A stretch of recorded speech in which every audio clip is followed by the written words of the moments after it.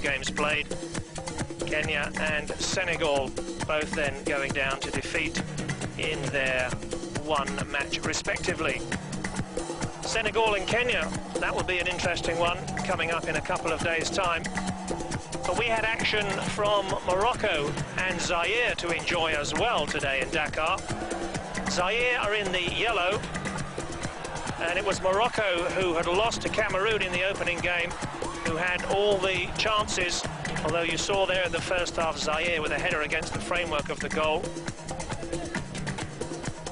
It was 0-0 then at the break, and in the second half, if anything, as both sides went hammer and tongs for a result, Morocco certainly needing at least a draw, otherwise they were out of the competition. Well, both sides really threw caution to the winds.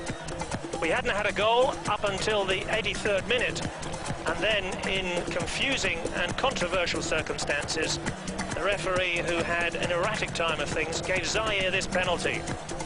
This is what happened.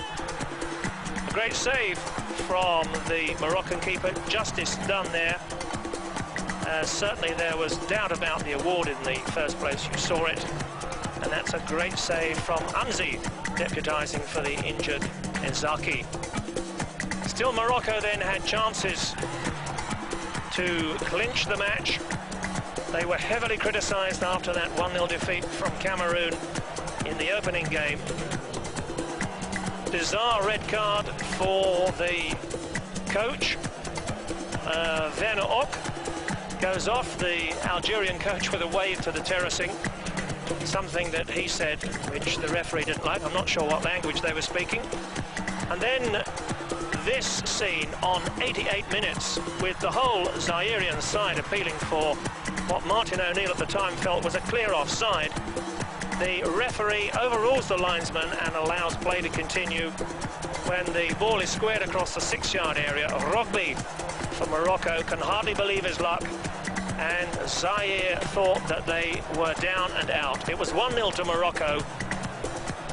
With just a couple of minutes remaining, the referee waves aside the Zaire team's protests, and certainly Martin O'Neill at the time with us here thought that was a very, very harsh decision indeed, to allow the play to continue. The run from deep from the number 5, there's no disputing there, but quite clearly two Moroccan players coming back from at least 3 yards offside, and Zaire had pushed forward for that very purpose.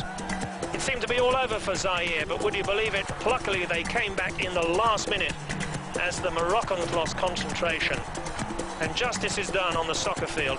Kona with a deserved equaliser for Zaire in the last moments of the match, which made it 1-1.